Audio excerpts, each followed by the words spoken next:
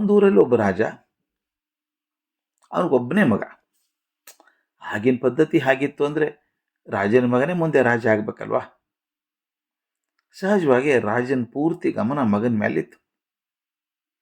ರಾಜ್ಕುಮಾರ್ ಒಳ್ಳೆ ಶಿಕ್ಷಣ ಕೊಡಿಸ್ದ, ರಾಜಕೀಯ ತರಬೇತಿ ಪಡೆದ, ಇನ್ನ ಪಟ್ಟಕ್ಕೆ ಸಿದ್ಧನಾದ. ರಾಜ ರಾಣಿಯರ ಮನಸ್ಸಲ್ಲಿ ಒಂದೇ ಚಿಂತೆ, ಎಲ್ಲ ಅಪ್ಪಂದ್ರಿಗೆ ಇರೋದು ಹಾಗೆ ನಮ್ಮಂದ್ರಿಗೆ ಇರುವಂಥದ್ದು. ಮಗು ದೊಡ್ಡದಾದ ತಕ್ಷಣ ಮದುವೆ ಮಾಡಬೇಕು, ಮಗನ ಒಳ್ಳೆ ಹೆಣ್ಣು ನೋಡಿ ಮದುವೆ ಮಾಡಿದ್ರಾಯ್ತು. ರಾಜ್ಕುಮಾರಿಗೋಸ್ಕರ ಹುಡುಕ್ತಾ ಇದ್ರು.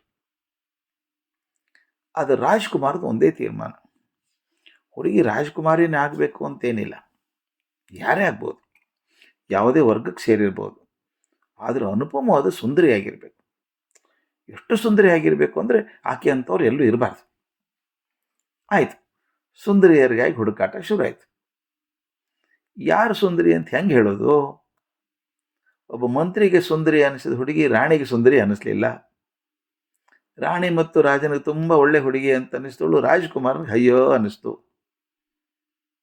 ಈ ಸೌಂದರ್ಯ ಅನ್ನೋದು ಮನಸ್ಸಲ್ಲಿದೆ, ದೇಹದಲ್ಲಿ ಇಲ್ಲ. ಅದು ಎಂಥ ಕುರೂಪಿ ಇದ್ದಂಥವ್ರು ಚಂದ ಅನ್ನಿಸ್ಬಿಡ್ಬೋದು, ಚಂದ ಇದ್ದವ್ರು ಕುರೂಪ ಅನ್ನಿಸ್ಬೋದು. ಅದು ಮನಸ್ಸಿನ ಭಾವನೆ. ಅದು ಹುಡುಕಾಟ ನಡೀತು, ಸುಂದರಿ ಹುಡುಕಾಟ.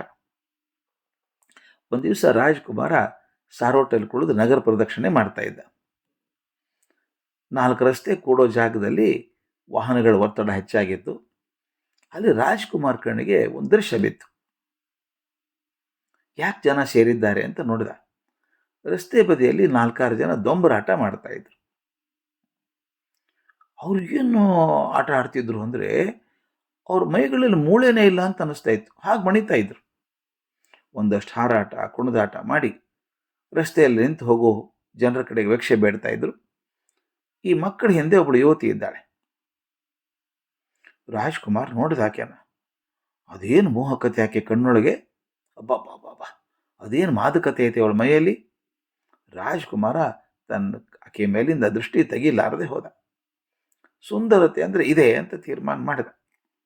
ತನ್ನ ಜೊತೆಗಿದ್ದವರಿಗೆ ಆ ತರುಣಿಯನ್ನು ಅರಮನೆ ಕರ್ಕೊಂಬರ್ಬೇಕು ಅಂತ ಆಜ್ಞೆ ಮಾಡಿ ಹೋದ. ಹಿಂಬಾಲಕರು ಆಕೆನ ಅರಮನೆ ಕರ್ಕೊಂಬಂದರು. ಆಕೆಗೋ ಗಾಬರಿ. ರಾಜರಾಣಿಯರು ವಿಷಯ ಮುಟ್ತು. ಅವರು ಆಕೆಯನ್ನು ನೋಡಿದರು. ಅವ್ರಿಗೇನೋ ವಿಶೇಷ ಕಾಣಿಸ್ಲಿಲ್ಲ. ಅದು ರಾಜ್ಕುಮಾರ್ಗೆ ಇಷ್ಟ ಆಗಿದೆಯಲ್ಲ, ಮಗನಿಗೆ ಬುದ್ಧಿ ಹೇಳಿ ನೋಡಿದರು. ನೋಡಪ್ಪ, ಇದು ಸರಿ ಆಗೋಲ್ಲ, ಅದ್ಯಾವುದೋ ಡೊಂಬರ್ ಹುಡುಗಿ, ಅದು ರಾಜ್ಕುಮಾರ್ ಮನೆತನಕ್ಕೆ ಹೆಂಗೆ ಸರಿ ಆಗ್ತದೆ. ಬೇರೆಯವರಂದು ಹೇಳಿಸಿ ನೋಡಿದರು. ಆತ ಯಾವುದಕ್ಕೂ ಮಣಿಲಿಲ್ಲ. ಹಠ ಜಾಸ್ತಿ ಆಯಿತು. ಆದರೆ ಮದುವೆ ಈಕೆನೇ ಆಗೋದು, ಇದ್ರ ಮದುವೆನೇ ಆಗೋಲ್ಲ ಅಂತ ತೀರ್ಮಾನ ಮಾಡಿದ. ಆಯಿತು, ಅವನ ಹಣೆ ಬರ, ಏನು ಮಾಡೋಕ್ಕಾಗ್ತದೆ ಅಂಥೇಳಿ ಮದುವೆ ಮಾಡಿದ್ರು. ಒಂದು 10 ದಿವಸ ಹೊಸ ದಂಪತಿಗಳು ಸಂತೋಷದಿಂದ ಇದ್ದಂತೆ ಕಾಣಿಸ್ತು. ಆಮೇಲೆ ಆ ಹುಡುಗಿ ಸೊರಗೋಕ್ಕೆ ಶುರು ಮಾಡಿದ್ಲು. ರಾಜಭವನದಲ್ಲಿ ಯಾವುದಕ್ಕೆ ಕೊರತೆ, ಊಟ ಸೇರ್ತಾ ಇಲ್ಲ, ಮೇಲಿನ ಮೇಲೆ ಆರೋಗ್ಯ ಕೆಡುತ್ತದೆ. ರಾಜವೈದ್ಯರು, ರಾಜ್ಯದ ವೈದ್ಯರು, ನಾಟಿ ವೈದ್ಯರು ಎಲ್ಲರನ್ನೂ ಕರೆಸಿದ್ರು. ಯಾವ ಪ್ರಯೋಗನೂ ಫಲ ನೀಡಲಿಲ್ಲ. ಆಕೆ ದಿನ ಕರಗ್ತಾನೆ ಹೋದ್ಲು. ಹೀಗಾದರೆ ಬದುಕಲ್ಲ ಭಾಳ ದಿವಸ ಅಂತ ಅನಿಸ್ಬಿಡ್ತು. ರಾಜ ತನ್ನ ಹಿರಿಯ ಮಂತ್ರಿಗೆ ತನ್ನ ಆತಂಕ ಹೇಳ್ಕೊಂಡ. ನೋಡಪ್ಪ, ಹಿಂಗಾಗಿದೆ, ಏನು ಮಾಡೋದು ಅಂತ. ಮಂತ್ರಿ ಭಾಳ ಬುದ್ಧಿವಂತ, ಅನುಭವಸ್ಥ. 1-2 ದಿವಸ ವಿಚಾರ ಮಾಡಿ ಮಹಾರಾಜನಿಗೆ ಬಂದು ಹೇಳ್ದ, ಪ್ರಭು, ನೀವು ಅಪ್ಪಣೆ ಕೊಟ್ಟರೆ ಇನ್ನು 1 ತಿಂಗಳು ನಿಮ್ಮ ಸೊಸೆ ಆಹಾರ ವಿಹಾರ ನಾನು ನೋಡ್ಕೋತೇನೆ. ಅದ್ರ ಬಗ್ಗೆ ತಾವಾಗಲಿ ರಾಜ್ಕುಮಾರ್ ಆಗಲಿ ಚಿಂತೆ ಮಾಡಬಾರ್ದು, ವಿಚಾರ ಮಾಡಿಕೊಡೋದು, ನಾನು ಬಿಟ್ಟರೆ ಮಾಡ್ತೀನಿ ಅಂದ. ರಾಜ್ಕುಮಾರ್ನು ಹ್ಞೂ ಅಂದ. ರಾಜ ಒಪ್ಪಿಗೆ ನೀಡಿದ. ಮರುದಿನ ಮಂತ್ರಿ ಏನು ಮಾಡಿದ ಅಂದರೆ 2 ಸೇವಕರನ್ನು ಕರೆದು 10 ಮನೆಗೆ ಹೋಗಿ ಭಿಕ್ಷೆ ಬೇಡ್ಕೊಂಬರೋಕೆ ಕಳಿಸ್ದ. ಅವ್ರು ತಂದ ಆಹಾರ ಇತ್ತಲ್ಲ, 10 ಮನೆ ಭಿಕ್ಷದನ್ನ, ಅದನ್ನು ತಂದು ಒಂದು ಹಳೆ ತಟ್ಟೆಯಲ್ಲಿ ಹಾಕಿ ಕೋಣೆ ಮೂಲೆಯಲ್ಲಿಟ್ಟ. ಯುವರಾಣಿ ಇದ್ಲಲ್ಲ ಈ ಹುಡುಗಿ, ಆಕೆ ನೋಡಮ್ಮ ಇದಿದೆ ತಿನ್ಬಹುದಾ ನೋಡು ಅಂದ್ಲು. ಆಕೆ ಓಡಿ ಹೋದ್ಲು. ಅರ್ಧ ಹಳಸಿದ ವಿಚಿತ್ರ ಪದಾರ್ಥಗಳು ಸೇರಿ ಒಂಥರ ವಾಸನೆ ಬರ್ತಾ ಇತ್ತ. ಅದನ್ನು ಸಂಭ್ರಮಿಸಿ ತಿಂದ್ಲಾಕೆ. ಸಂಜೆ ಬೆಳಿಗ್ಗೆ ಇಂಥದೇ ಆಹಾರ ಆಕೆ ಕೊಟ್ಟಾಯ್ತು. ಆಕೆ ಹೇಳಿದರು, ದಿನನಿತ್ಯ ಸ್ನಾನ ಮಾಡೋದೇನು ಕಾರಣ ಇಲ್ಲ ಅಂತ ಹೇಳಿದರು. ಬಹಳ ಖುಷಿ ಆಯ್ತು ಆಕೆ, ಕಣ್ಣು ಸಂತೋಷದಿಂದ ಅರಳಿತು. ಒಂದು ವಾರದೊಳಗೆ ಹುಡುಗಿ ಆರೋಗ್ಯ ಚೆನ್ನಾಗಾಯಿತು. ರಾಜ್ಕುಮಾರ್ಗೆ ಆಶ್ಚರ್ಯ ಆಯಿತು. ಏನು ಮಾಡಿದ್ರಿ ನೀವು? ಆಕೆ ಇಷ್ಟು ಆರೋಗ್ಯ ಸುಧಾರಿಸೋದಕ್ಕೆ ಒಂದು ವಾರದಲ್ಲಿ ಎಷ್ಟು ಚೆನ್ನಾಗಿ ಆಗ್ಬಿಡ್ತಲ್ಲ ಅಂತ ಕೇಳಿದ. ಮಂತ್ರಿ ಹೇಳಿದ, ನೋಡಪ್ಪ, ಹುಡುಗಿ ಕೆಟ್ಟವಳಲ್ಲ, ಬಡತನದಲ್ಲಿದ್ದವಳು, ಭಿಕ್ಷೆ ಬಾಡಿ ಜೀವನ ಮಾಡುವಂಥವ್ರು. ಯಾವುದಕ್ಕೆ ಒಂದು ದೇಹ ಮನಸ್ಸು ಹೊಂದಿಕೊಂಡಿದೆಯೋ ಅದನ್ನು ತಕ್ಷಣ ಬದಲಾಯಿಸೋದು ಬಹಳ ಕಷ್ಟ. ಯಾವುದನ್ನು ಅಭ್ಯಾಸ ಆಗುತ್ತಲ್ಲ ಅದು ಜೀವನ ಪದ್ಧತಿ ಆಗಿಬಿಡ್ತದೆ, ತಕ್ಷಣ ಬದಲಿಸೋಕ್ಕಾಗಲ್ಲ. ಅದು ನಾನೇನು ಮಾಡಿದೆ ಗೊತ್ತಾ?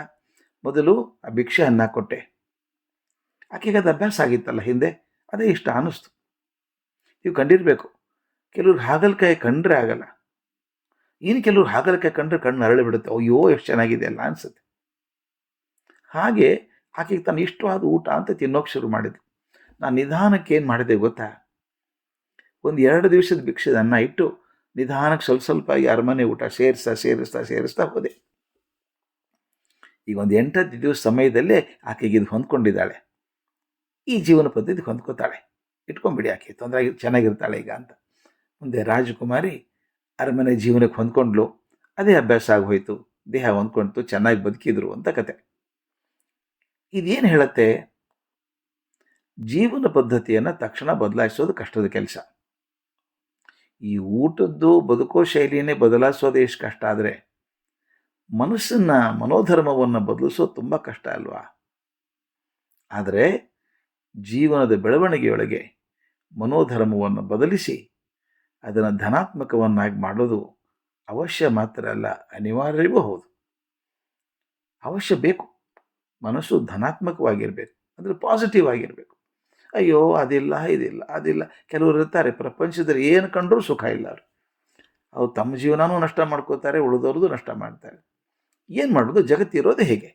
ನಾನೇನು ಮಾಡಬೇಕು? ಒಳ್ಳೆಯದನ್ನು ಆರಿಸ್ಕೋಬೇಕು. ಈ ಮನೋಧರ್ಮವನ್ನು ಬೆಳೆಸ್ಕೊಳ್ಳೋದು ಅವಶ್ಯಕವಾಗಿ ಬೇಕಾದದ್ದು ಇವತ್ತು.